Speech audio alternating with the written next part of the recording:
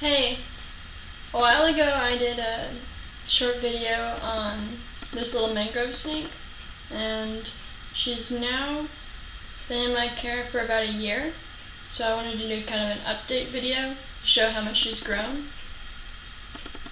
And she was born in 2010, so she's probably nearing about a year and a half in age, but I've only had her a year. As you can see, she's grown quite a bit.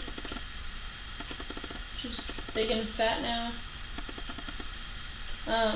At this size, she's feeding on small to medium mice, and I've kind of been judging how she eats kind of the same way I would one of my Amazon tree boas. Basically, if the meal isn't large enough to put a sizable lump in her, then it's probably too small. And I switched her over to eating small mice around, I guess, towards the end of August, and so she's been eating those for a while, and I've seen a big kind of boom in her growth. And that also seems to happen with Amazon tree boas. Like, if you switch them to a larger size, then they'll grow a lot. So I think she's on a pretty good growth path. And I'll show some close-ups of her in a minute. But my other video was more informational, so if you want to hear more about mangrove snakes, then I would watch that one. But this girl's been doing really good. And as you can see, she's still really tame for a mangrove, but she's definitely not as comfortable being held as something like a corn snake would be, because she's still much more nervous naturally, and although she doesn't look to be defensive whatsoever while I'm holding her now, it's mainly because I'm used to holding her and I know how to handle her without intimidating her.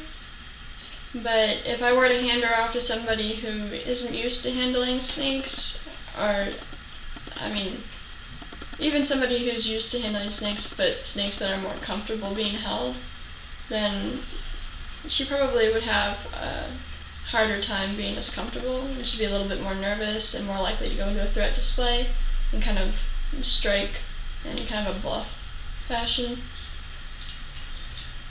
But mangroves are real famous for their kind of spreading their mouth and striking a lot, and she will do that if she gets really spooked, but she just only rarely gets afraid.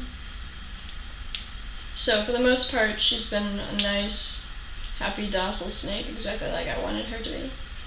But I definitely am wary handing her off to someone who hasn't held snakes before.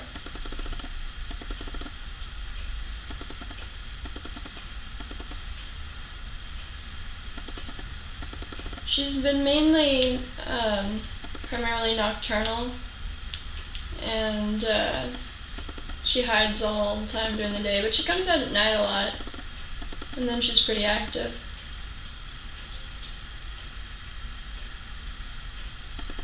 But I'll get some close-up shots of her.